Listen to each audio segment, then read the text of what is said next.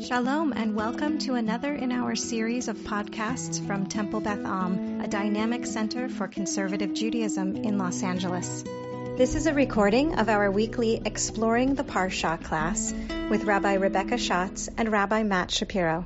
We are finally at a Parsha with big chunks of stuff that you might recognize. So, of course, that leaves Rabbi Schatz and I to do the work of finding fairly obscure things to bring to you that you might not have known are in this Parsha that we can talk about together.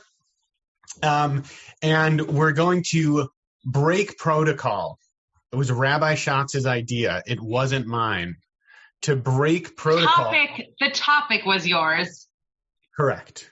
Okay. I wanted to talk about ghosts, so we're going to talk about ghosts, who, to be clear, I ain't afraid of none of them. And instead of doing consecutive verses, we're actually going to pull three different verses ranging from across the Parsha, all connected to this theme to sort of compare, contrast, explore, etc. So forgive the breach in protocol, but it seemed to be the easiest way for Rabbi Schatz and I to do our best Bill Murray and Dan Achrei impersonations. I'll let you decide who's who. So it's Parshat Achrei Mot-Kedishim, double Parsha, double the fun. It's fun, no? Rabbi Schatz? No? Yeah. I feel like we've spoken about this Parsha a lot, which happens when there are multiple deaths around a Parsha. Like, I just feel like I've spoken about Achrei Mot-Kedishim now for like a week and a half. So yes, it is a lot of fun, and I'm very excited for Emor. Woohoo!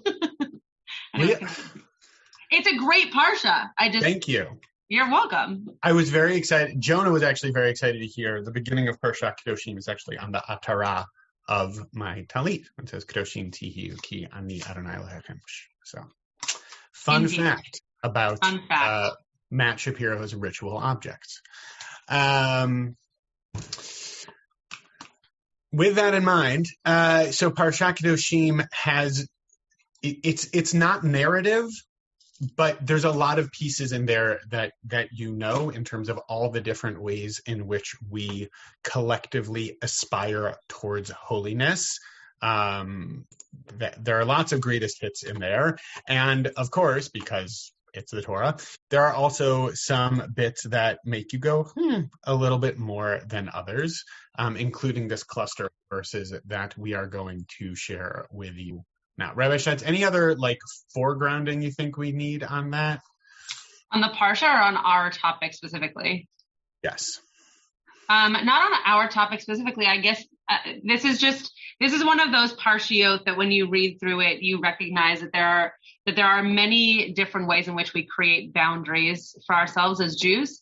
It's actually what Mia Jacobs will be talking about for her bat mitzvah drash, and it's an interesting thing to think about. And we're not talking about this today, which is the only reason I'm going to mention it now. It's interesting to think about that the parsha called Kedoshim is the parsha where we're not getting laws, but we are getting boundaries for how we hold ourselves as Jewish people in our tradition. So I don't know why you're making faces at me. That was all fact. But what do you mean they're not laws? Like, we're not being told to not eat meat and milk together. Like, we're being told boundaries that become law later on by the rabbis, but it's not. What is your issue? I mean, I have a lot of issues. I don't know that that's accurate, but I'll let you finish and stop making faces. Okay, thank you. That would be really kind. I think that there is an element here of thinking through what we see as the way in which we practice our Judaism, and it is all through the lens of these boundaries: who we cannot sleep with, who we cannot create community with, what we are not supposed to believe in. And that's all because we're a part of this tradition, not because we're just, people living in the world. So yes, to Rabbi Shapiro's face, we do make these into laws later on in terms of the halachot of how we practice. But when reading them, they don't come across as law. They come across as boundaried practice. And I just find it interesting that is called kedoshim, the ways in which we are holy. So I will now stop talking and do whatever he wants. That was a very abrupt muting. Okay, so because the verses are spread out a little bit, rather than going to our friendly neighborhood Safaria, I actually just pulled together those verses. You're welcome to go back and look at them yourselves, with potentially the exception of the second verse we're going to look at. There isn't much context for these other than they're part of like a litany of, what I would, can we call them rules if not laws?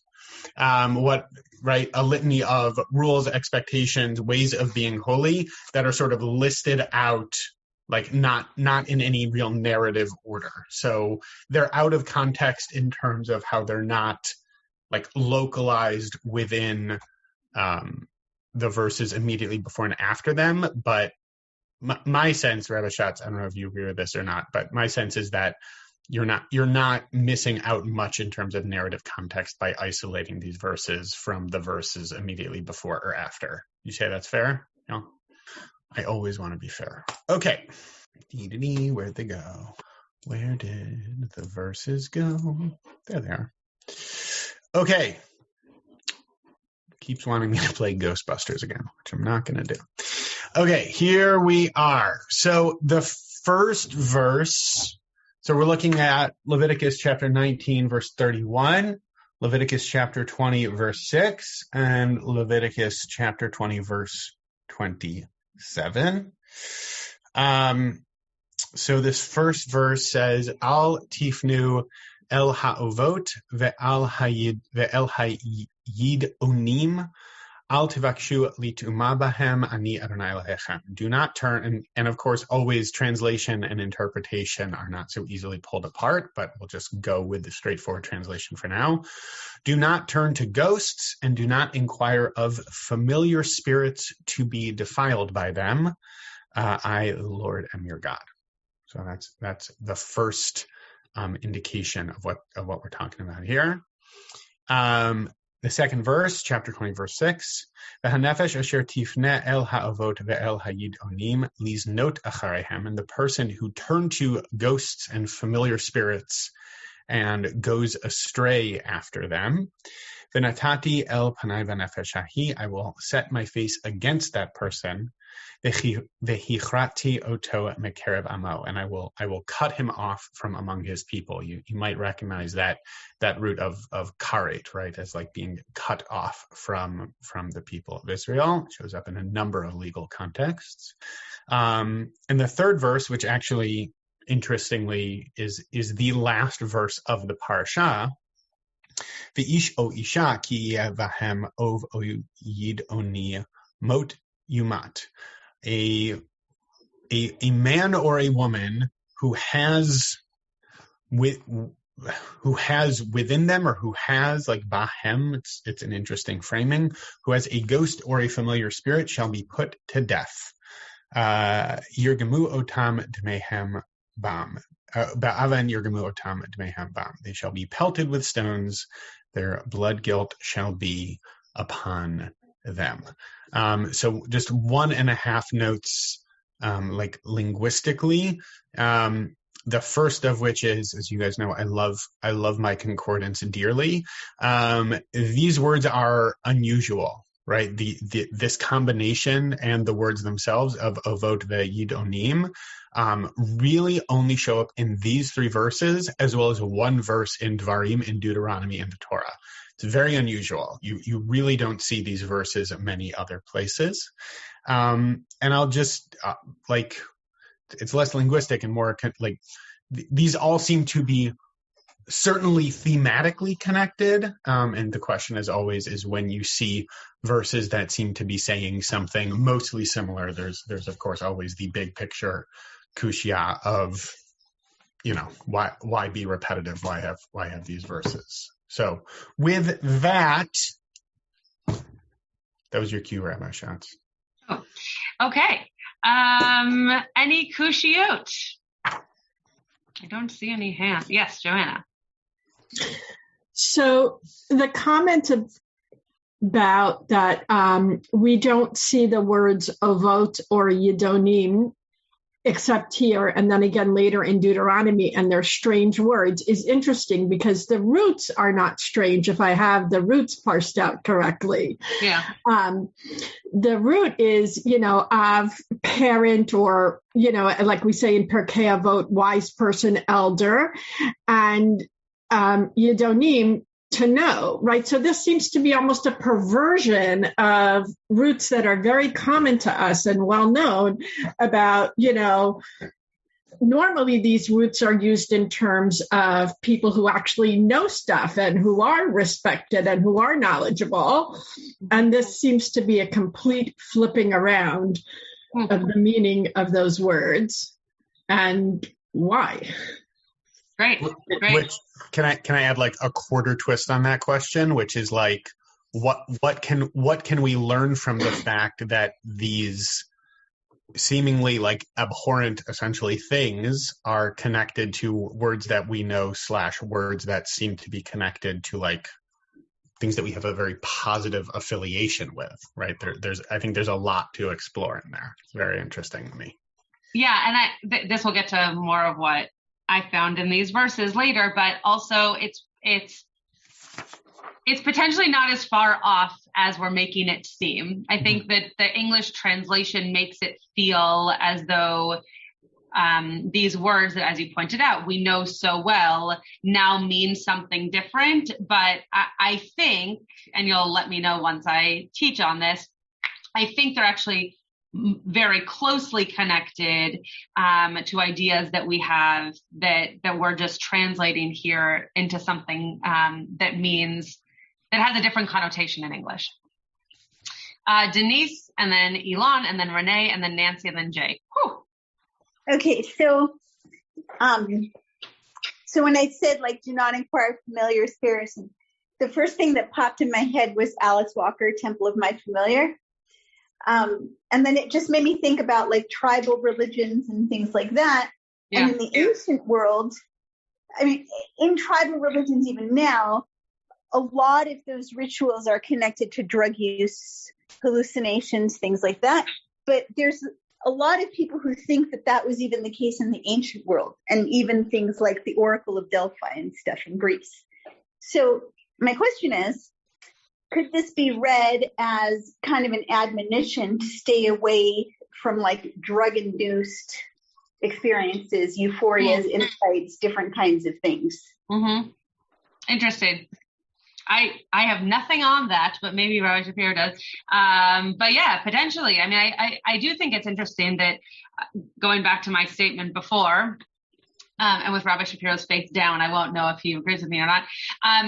All of these things are making us separate from other nations and other religions and other cultures, right? That's what kadosh means. It means to separate, to sanctify, so that we are separate. So bringing up what other cultures do in your statement and in your question is a very powerful way of also thinking about kadoshim, right? How do we distinguish ourselves? How do we separate ourselves so that we are doing something different than the other cultures around us? Elon. Yeah, I'm curious. When you read these verses, there seems to be an acknowledgement that there are ghosts and familiar spirits. So I'm curious as to why it's not, hey, you morons, these things don't exist. So what are you doing? As opposed to, yeah, they exist, but don't put any faith in them, right? And what is it? Is it in fact the belief of the author that they do in fact exist and that they should be ignored or not turned to, or does the author believe that they do not exist? Yeah, it's a great point. That if we're talking about it, then does that mean that they are there for us to interact with? Or is it just saying that because we know that the people who we are dealing with, who are reading this text, could potentially think that they exist? It's a very good point. I don't I don't know if Rabbi Schatz, if you found stuff on that. I actually looked at that a little bit. Did you see anything on that? I don't think so. Yeah, so I'm happy to speak to that in a little bit, because I think it's interesting, and I also think it would be fascinating if the phrase "Hey, you morons" was included more frequently in the Torah. Definitely. Renee. So my two parts, I guess. If it's clear that in all of these, if the ghosts or the whatever the spirits are going to be, there's going to be a negative repercussion from them appearing in someone's life, why would Hashem put them there to begin with, or allow that to even exist? And the second part is, how come there doesn't seem to be within that any mention of like Ruach HaKodesh? Yeah, great point. How is the idea of ghosts or spirits different than the way that we experience God, especially when in today's day, and even at this point in the Torah, people were not experiencing God as a personified figure, but rather as a type of spirit. Great point. Nancy.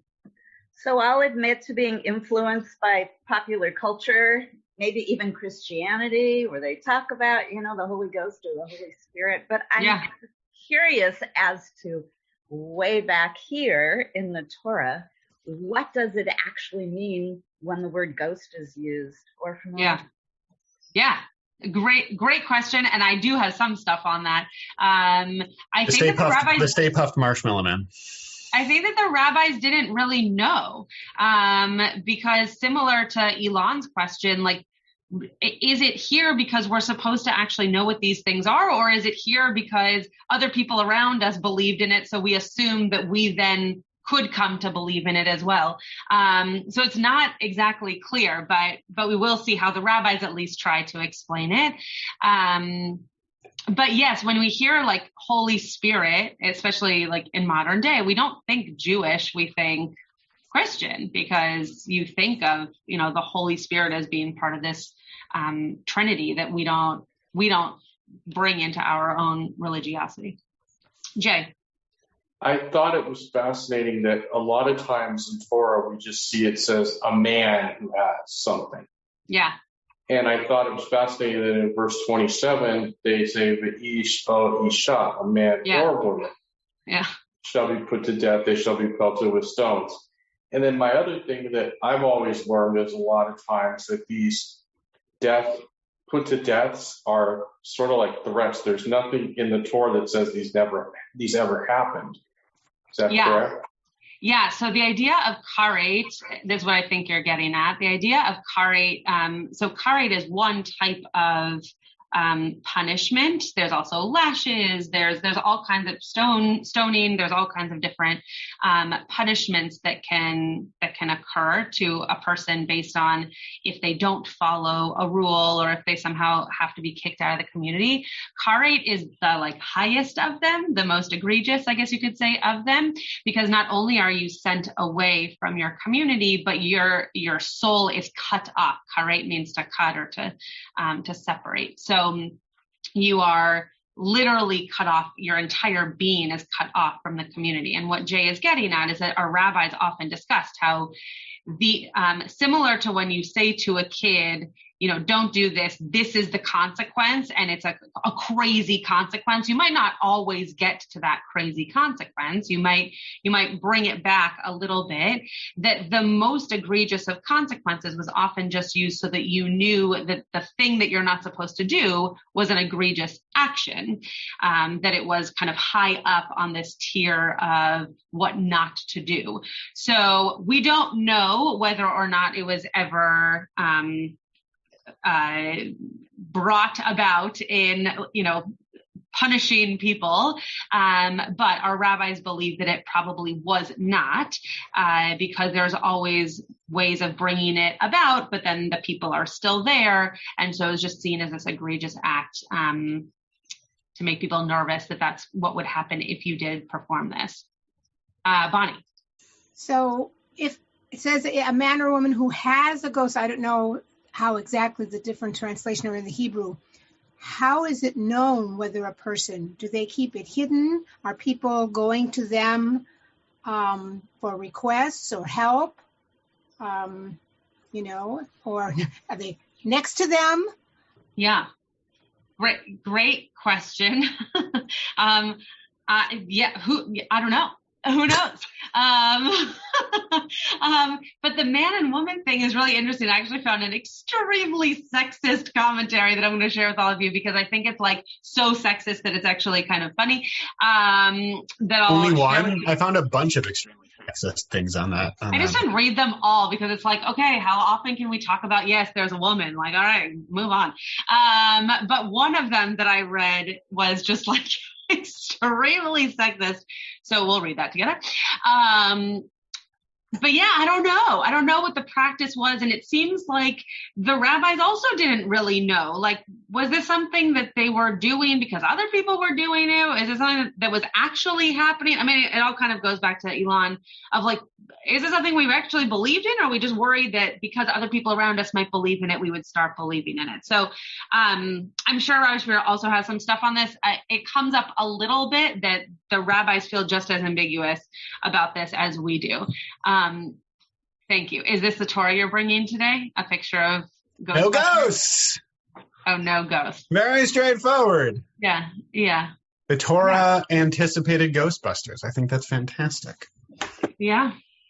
I'm very happy about it. I'm so glad. Okay, why don't you share some of your pieces that you found? I just shared the most important part. Okay, I'll speak. I found it interesting. I think, first of all, like, I love that we can generate so many fantastic questions about 3 verses about ghosts and spirits. It makes me very happy. I'll speak a little bit to the question, Elon, that you were raising about, like, is it real or is it not real, right? Like, are these things that really are happening, so that's why we have to be warned about them? Or are these things that are, like why bother even worrying about them? Like, if you start trending in the direction of thinking about this, don't bother because it's not a real thing. And as you can probably guess, when asked an either or question, if you look to the rabbinic sources, the answer is, of course. Depends who you ask, right? Like of course, there are multiple opinions on this. But some like really strongly worded opinions, which is also really noticed to see that there's real disagreement, and B, that, you don't express a strong opinion unless it's something that you really care about and feel that you really have a stake in. So I think that's interesting to note.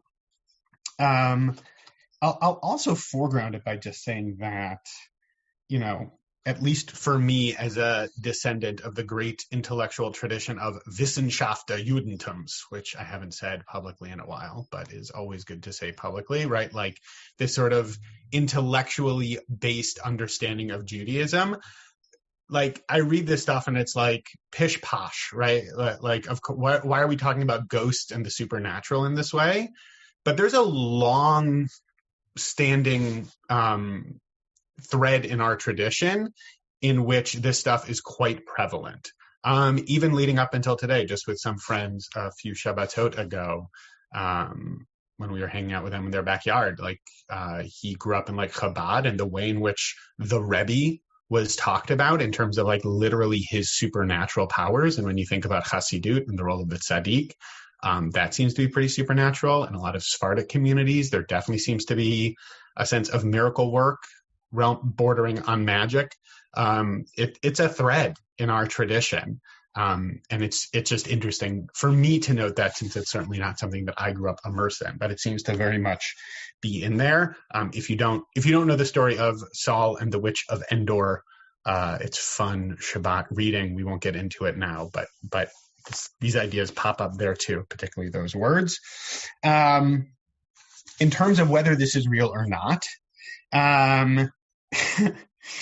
Ibn Ezra says this: the empty heads say, so I think pulling from Elon's language of what should be in the Torah, the empty heads say that if there was no truth in the Avot and in the various magical practices, then Scripture would not have prohibited them, right? That his opinion is, if you have an empty head, that's what you think. Like, why would you say don't worry about it if it's not really there? However, I say the reverse. Scripture would not have permitted that which was true. It only prohibited that which is false, right? So there's a logic to that. It's not an issue of it's there, so you don't have to worry about it, or you shouldn't worry about it, rather. It's that, of course, this is a false thing. Of course, this isn't something that you should be focusing on. So that's why you're being told, don't focus on it. So there seems to be some validity to that perspective. There's more there, but I'll pause there. Whereas Sforno, who you can describe in many ways, but I at least wouldn't describe as empty-headed. That's me personally. I don't know how you guys feel about Sforno, but I think he was a pretty smart dude. He says pretty much the opposite, right? He says the Torah prohibits this in the strongest terms, meaning not only must you not turn towards them, but you must turn your back on them and on any other phenomena similar to them. The Torah does not need to add that no respect or deference must be shown to such phenomena. So he's taking it basically at face value and saying, like, these are things that exist, and you're being told not to do this in very, very strong terms because you should be keeping away from them. And I think there seems to be an internal logic to that as well. But you didn't read the beginning of that Sforno, which I think is such an interest. That's why I put it on my source sheet, actually. Okay, go for it. This is like the second or third time we've done this, that I read the second part of something. Yeah. Well, because the beginning says, seeing that the seeking out of oracles, such as the Ov or Yidoni, so these like ghosts or spirits for the Gentiles, is something akin to inquiring about their fate from God. And it involves, instead of consulting the living God, consulting the dead or their remains.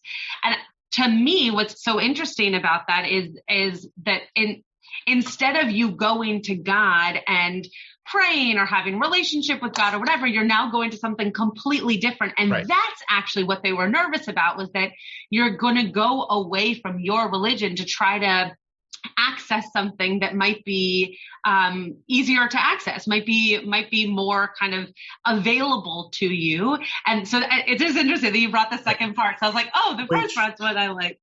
Right. And to say, Ilan, I see your hand. I just want to say like 2-3/4 thoughts on that. One of which is like, it makes me think about the ease of like walking into, one of the palm reading places on La Cienega, as opposed to like learning liturgy, building community, right? Like easier to go just get your palm read, right? You just pay your $20, whatever it is. You go and, oh, okay, this is what I should do. Yeah. And Joanna, to part of the point that you were asking about and making earlier in terms of that language, I think that's very much connected here too, right? When you think about the avot and you think about Dea, and you think about knowledge, right? Yeah. Interesting to think about, where do you go to a sense of connection with your ancestors? Where do you go for a sense of connection with wisdom and knowledge? And locating that within our tradition instead of turning to sort of the illegitimate or discredited or non-existent or idolatrous places where you might find that instead. And that, I think, Rabbi Schatz, you were speaking, like you were referring to that a little bit, but I think that this is one of the places where the richness of Hebrew is really helpful, because I do think it deepens an understanding. You don't get that when you read like ghost or spirit, right? I think the language being used there is very intentional, and I think clues us into some of the bigger thematic pieces of what's going on here. Yeah, Elon. Oh, sorry. So as I think you can imagine, I'm much more comfortable with the Ibn Ezra interpretation, because to me, that's much more scientific, which is, and intellectually palpable, which is, guys, this doesn't exist. The Torah is telling you to ignore it because you're ignoring something that's not there, and that's fine. What troubles me with Sforno, it's kind of anti-scientific, which is it's saying, yes, they do exist, but ignore it. Mm-hmm. Right? Which is, or don't pay attention to it. It's almost as if you're saying, yes, I believe in aliens and ET and UFOs, but yeah, don't worry about it. I would rather the guy that says, you know what, it's all BS, and the Torah is just pointing that out because the people should ignore this BS. I'm not sure that if Sforno is acknowledging that it exists, it's problematic. Then one has to deal with it. One can't just ignore it.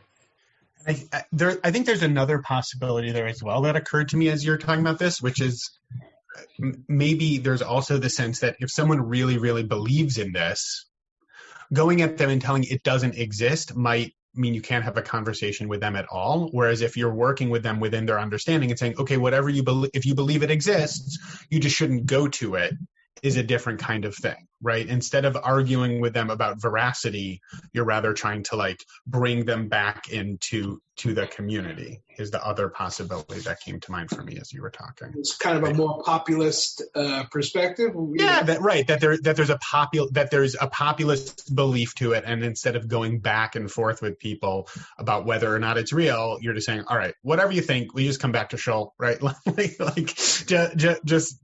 Just come over here. Maybe that's a piece of it too. And I'm confident that there was at least a decent chunk of the population wandering the wilderness or in ancient Israel or wherever you think they were when they first heard this.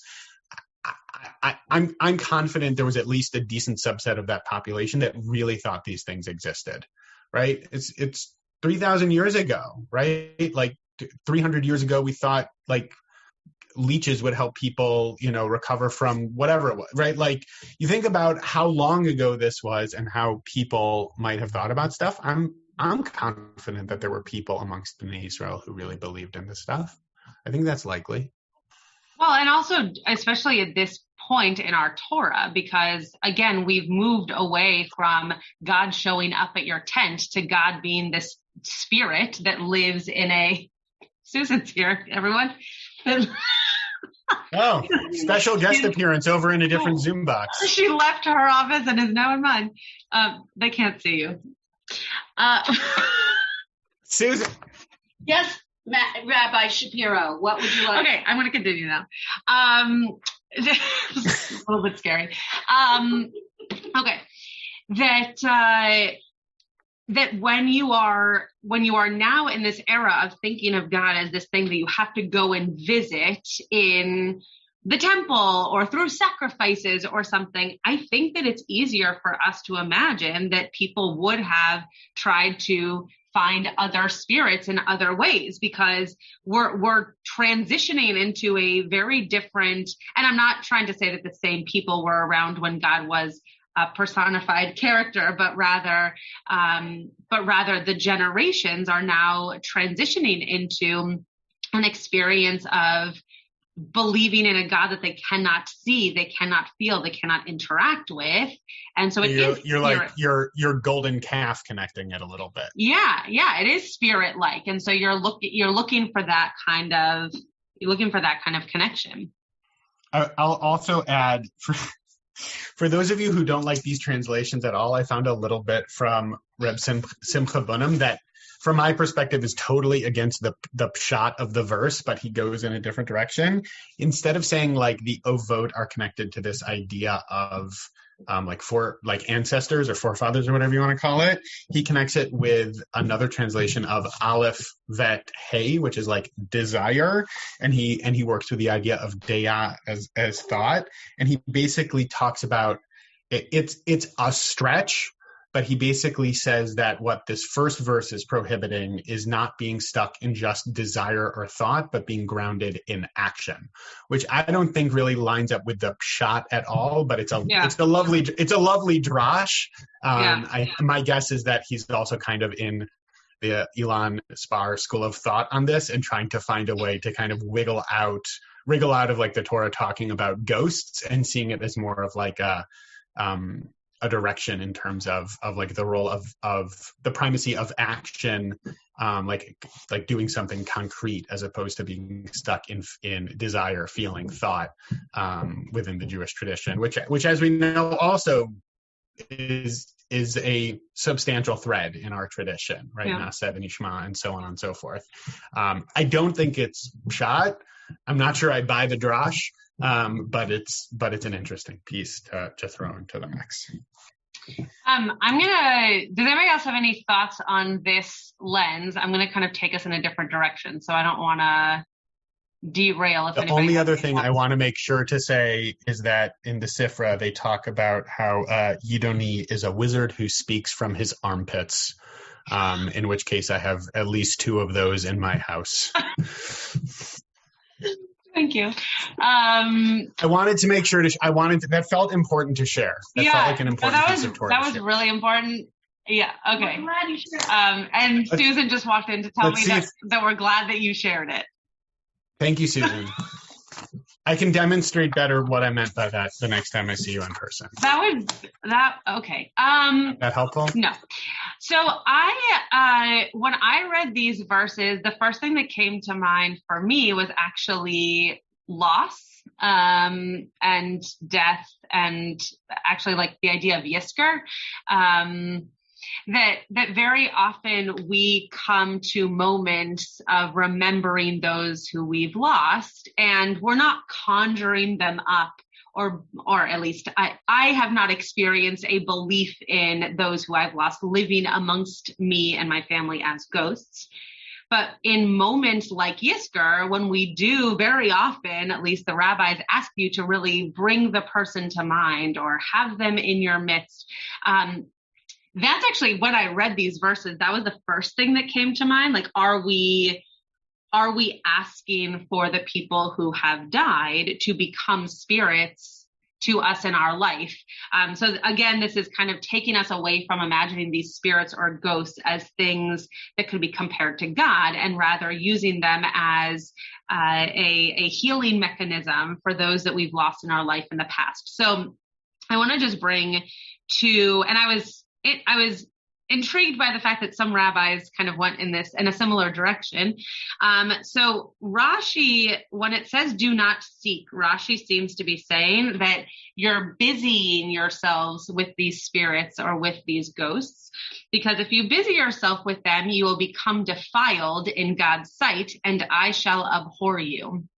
Now, that brings in this, as Elon was pointing out, it's also not a theology that I believe in. I don't believe that that this is the type of experience that is real, and therefore would mean that God had to separate God's self from us. And I think that what's interesting about the first part of this, I guess we're doing a lot of like splicing out commentaries today. But I think that what's interesting about the beginning part of this commentary of Rashi is that there seems to be some kind of busyness, some kind of la'asok means to busy yourself or to work through with these ghosts. And therefore, at least to me, that seems to mean that they're with you all the time. Like when we say the blessing for reading Torah, which weirdly enough is on my other screen, actually. Bizarre. But when we think about la'asok b'divrei Torah, we are trying to busy ourselves in words of Torah. We're trying to actually completely consume ourselves in the words of Torah. And so it is curious to me that Rashi seems to think that if ghosts or spirits were part of our consciousness, that we would somehow be just completely overwhelmed and kind of consumed by what that would do to our lives. And to bring it back to the Yisker piece for a second, I would be worried in the grieving piece of things, that if someone was so consumed with the memory or the living with that person when they were once alive, that there would not be steps to then live without that person alive any longer. So that was a connection that I made. It might be a little bit more drash than it is pshat, but for me, when Rabbi Shapiro suggested these verses because he likes Ghostbusters, I looked at them and thought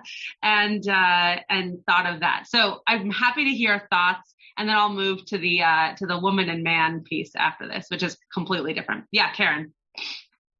I just was thinking about people who have a mental problem and perhaps seeing ghosts and, living and talking and doing and being. Yeah.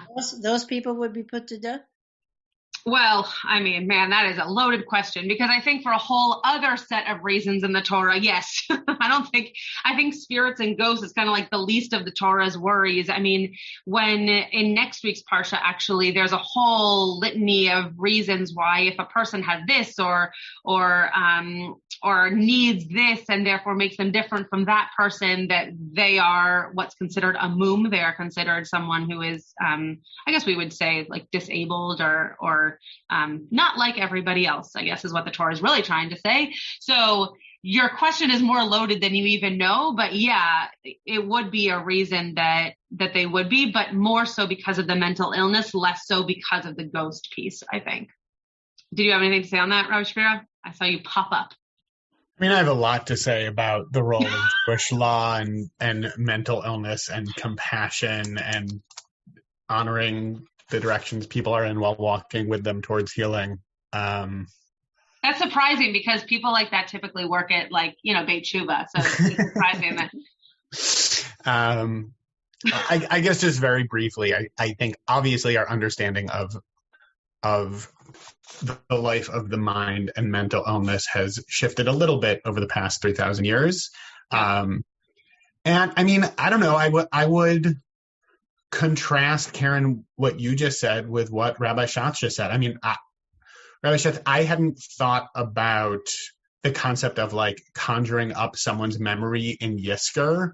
I hadn't connected those two pieces, which is a really powerful thing to do, and I think brings some really healing moments for people. Yeah. What's the line between that and what Karen's talking about, right? What's the line between that and awareness? Right, but we don't we don't always have agency over what we are and aren't aware of in terms of.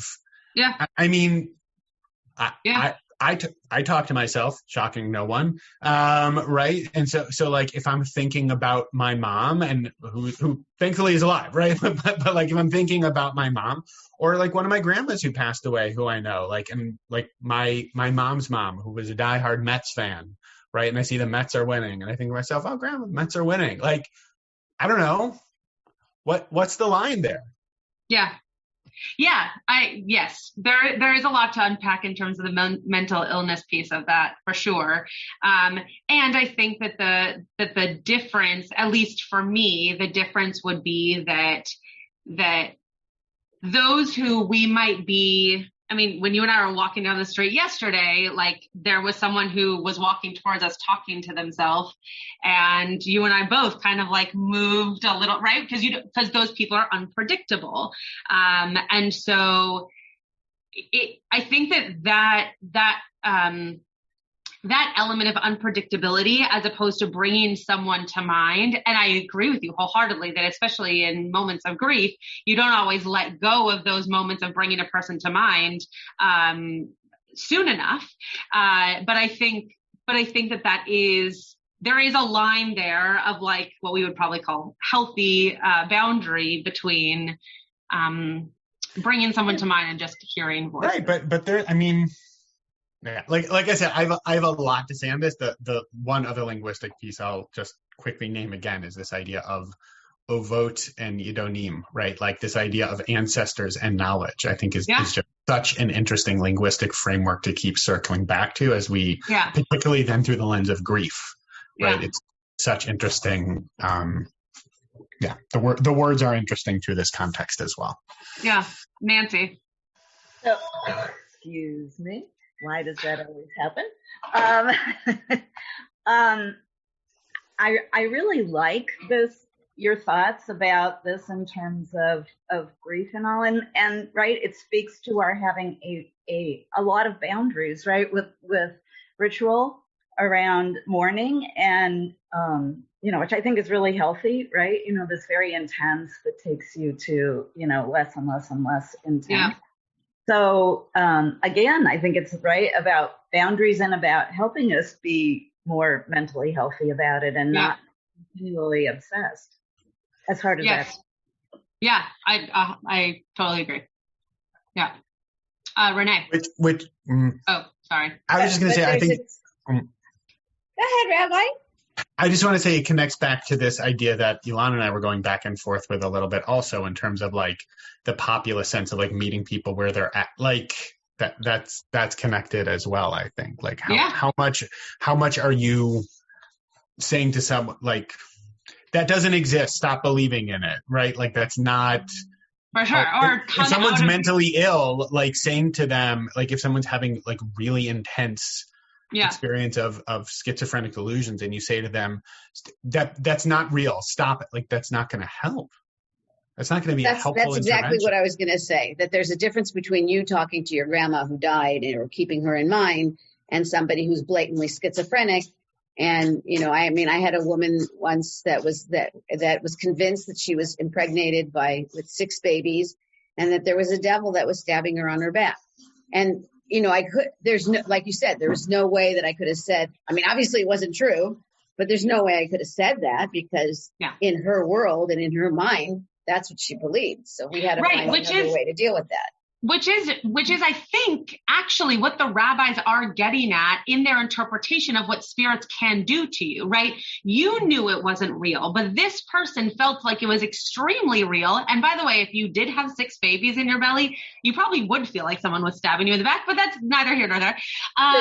True that. It just probably would be painful.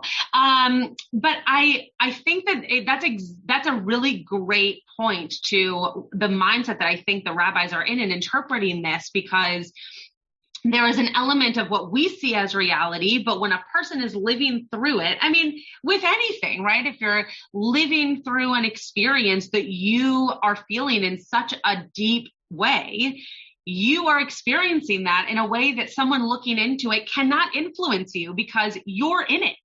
And that it just is what it is, you know, whether you're a mentally healthy person or not. So I think that was a great example of what the rabbis seem to be doing with these texts here. And to which I know you want to talk about sexism for a minute. No. I would never stand in the way of that. I don't want to talk about it. I just want to share this fun just thing. Quickly name like the binary that you held up is like. Oh, good. I think I just froze up. You did, but it's okay. You're back now. Am I back? Yeah, you are back. I'm back. Now you're and we're back live from Los Angeles. Okay, very good. I just wanted to name very quickly like that binary of mentally. You're not a ghost. Oh, very good. Like it's not necessarily binary. B, neither do you necessarily stay in one place or the other, right? Like there's a spectrum of mental health, and sometimes you are in a healthier place than others. And there might be moments when you're experiencing very intense grief, when you feel someone's presence very, very closely. Yeah. And then you move out of that, right? And again, like so interesting that like even Ezra Sforno dichotomy and applying that and going back to the language of it. But this has wound up being a much deeper conversation about perception of reality, grief, and experiencing the world in a healthy way than I anticipated it might be. Well, you just anticipated we were going to talk about Ghostbusters. So I think anything beyond that was a little bit, deeper than expected. Bonnie. I was just going to ask if, seeing as in ancient days, I'm sure that they had mental illness and things as well. Do you think that the sentence about the people who might have a familiar or be involved in that were mentally ill as well? I think that the rabbis at least believe that it was actually just non-Jews, which doesn't make it better, but makes it just that we were separated, that they were the people who engaged in this and we are the people who don't. But it's definitely possible. I mean, I think even today, in 20 years from now, there will be things that people are saying, wow, they really clumped all those things together and they didn't really even know what they were talking about. I think that's probably what we are doing in 2021 to the text, in terms of thinking like, well, what do we have in today's day that we can then, parse out from what they're saying in the Torah here. So it's definitely possible. The way that the rabbis at least seem to be reading it is that it's trying to differentiate us from other cultures and other religions and tribes who are living amongst us. The Rabbi Shapiro doesn't seem to agree with that. So maybe he does think that it's people who had mental illness. It's a lot of conjecture. I don't know. I think it's possible that that's how they saw it, but I don't have. There's a lot more to say there. I don't know. I don't know either way. But it's time for you to talk about sexism now. I don't want to talk about it. I just want to bring up that one thing. It's not. And Jay's not even here. He was the one who asked the question. I'll bring it up. It's a very I think funny because it's so terrible commentary. So this is on the last verse of our 3 verses here. So on Leviticus 20:27. So you can see it here. And the Tur HaAruch says any man or woman practicing the cult of Ov or Yidon-E. Here again, by the way, Bonnie, this is what makes me believe that it's culture. Like, you wouldn't call it a cult if it was people who had mental illness. They're calling it that because I think it's people, just different people than we are. And it says the reason that the Torah mentions the word Isha especially, although like all negative commandments, women are as culpable as men, which is true, is because women far more than men are known to have practiced in these cults. Well, thank you very much. It's so lovely to know that you're playing into the fact that women are just susceptible to all things, and this thing too, they got trapped in. So I just thought, yeah, I just thought that was a very a funny way of reading into the text. Though, when we think about those in our culture or even in other cultures who are most interested in, you can't just write no comment. You have to say it to the podcast humans. Those who are most interested in like zodiac and what's it called when you like horoscope and those kinds of things, for the most part, I don't love the alls or the, it's always this way, the stereotypes or anything like that. For the most part, however, at least in my experience, those have been women. And so though we're not talking about that kind of thing right now, we're not talking about horoscope and reading stars and all of that. That's a whole different, mazalot is a whole different experience and something to talk about in the Torah. But it is possible that those things at this time were clumped together. And definitely for the Tur HaAruch, it's possible that even in his day, he was seeing that women were the ones who were more interested, I don't know, more, influenced, but more interested at least in those kinds of connections. Elon, did you want to say something to that? Yeah, I just want to suggest that is possibly true. However, I would suggest that it was probably a reaction to that in the standard beliefs, women were clearly put in as second place citizens, right? Yeah. So to the extent that they were like, okay, what you guys believe and what's kind of agreed as the standards, actually, we're not doing too well under that system. Yeah. So, therefore, they may have been more likely to look at non-traditional or non-standard ways to think because the current way wasn't actually working too well for them, right? So it's perfectly. I think where this interpretation kind of misses is it doesn't understand why that's the case. I love that. I think that's a really beautiful way of reading this, along with the other chats that came in. I guess I was just a little bit of a cynic when I read it the first time, but I love that idea that the women, there's a very interesting midrash that I really like, but whenever I've taught it to women, they seem to not like it. So I'm not sure what I'm missing in this midrash, but there's a midrash in the building of the Mishkan that there were mirrors put up, that the women came to the Mishkan in a, for different reasons than the men were coming to the Mishkan, and these mirrors kind of symbolize that. And I think that what you're getting at, Elon, is so interesting and such a beautiful way of us thinking about how anybody, doesn't matter what your gender is, how anybody comes to spirituality differently and needs different things. And so maybe the women, like you were saying, weren't finding it in the ways that the men were, or the ways that their tribe was was suggesting that they be spiritual. And so they went in a different direction. And now we're just being told that that wasn't the way to go. I love, you've turned me on to this commentary here. That's a lovely way of reading it. Shapiro, you unmuted for a moment and then went back to muted. So did you want to say anything or?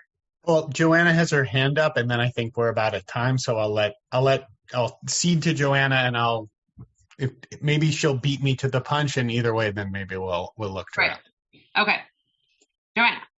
So just very quickly, two thoughts that pop into mind. One is like, in terms of that comment about women, when I think about like people, especially let's say who work in the arts, right? Like, so sometimes like an artist, whether it's a musician or, an artist who draws or whatever it is, they create things of incredible beauty, but every once in a while, like something pops out and like, you're like, what is that? That's like terrible. That's awful. How could this amazing person have produced that?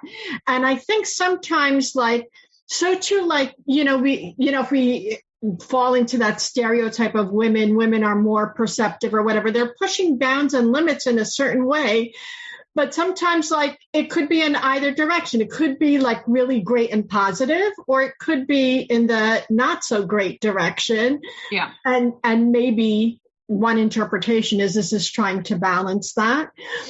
The other thought that's popping into my mind is, like, what is considered out of bounds at any given time? Like, I remember as a kid, for example, that, like, homeopathic medicine was considered really, like, fringe and crazy and whatever.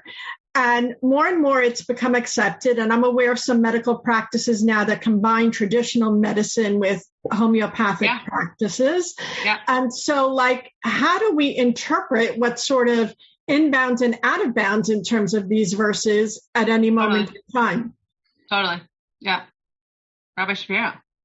It's a great point. I mean, it actually goes back to, it might have been Renee who said something about drugs. Renee, were you talking about drugs? Somebody was talking about drugs. Right, but like the current was it you, Nancy? Who was talking about? Denise. It was Denise. Oh, Denise. Denise. Always coming up with crazy stuff, Denise. No, but I think outside of that potential cultural context as well, it makes me think about the current exploration of small doses of psychedelics to treat PTSD and severe cases of depression, right? Like that's something that certainly has been out of the mainstream for a little while and is relatively new. And it's completely crazy and off the wall until it's something that's an acceptable treatment, right? Right. So I wonder about that. Rather getting out of the men are from Mars, women are from Venus flavor of this a little bit, but diving back briefly into the comment, Rabbi Schatz, that you brought, in addition, Elon, to what you were saying, which I really appreciate as well, the sense that maybe this is just people weren't necessarily getting what they were looking for out of something and so more prone to look elsewhere. I also wonder about just the general othering nature of that, right? Like when you point your finger at someone, you got one finger pointing at them and three fingers pointing back at you, right? It's like, no, we don't do that. You do that. You guys do the crazy, right? Whatever it is. It's easy to other and say that's not something, because I'm going to go out on a limb and guess that there weren't a lot of women in this yeshiva where he was teaching this, right? It's easier to say that's what you guys are doing. We're not doing that. Yeah. And I wonder about the role of othering, which I think is also just generally interesting in this larger context of holiness and differentiation and us versus them.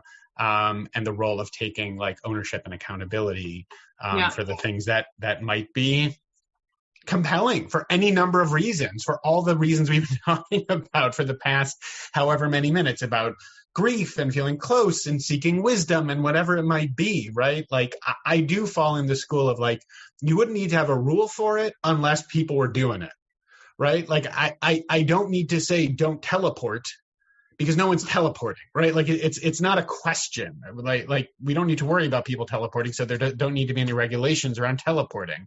But I do need to say, don't drive over 70 miles per hour on the freeway, because people drive over 70 miles per hour on the freeway, right? Yeah. So I do think there's something to that here as well. Rabbi Schatz, you wanna close us out? This is a wide-ranging discussion. I thought that was a great close. I think that the one thing I would add is we're about to get into a slew of Parshiyot where we're doing exactly what you just described, which is really have this us versus them conversation. And often it's done in a beautiful way to try to make us feel like more of a community, but we have to be careful about what does it mean to talk about ourselves as forming community around these elements that make us who we are, and then potentially ostracize us from other communities that could be influencing us, to see just different parts of life and culture and ritual that would actually enhance who we are. You have been listening to another in our series of podcasts from Temple Beth Am, a dynamic center for conservative Judaism in Los Angeles. If you enjoy these podcasts, we invite you to write a review on the Apple Podcast site or wherever you get your podcasts. For more information about Temple Beth Am Los Angeles, go to tbala.org.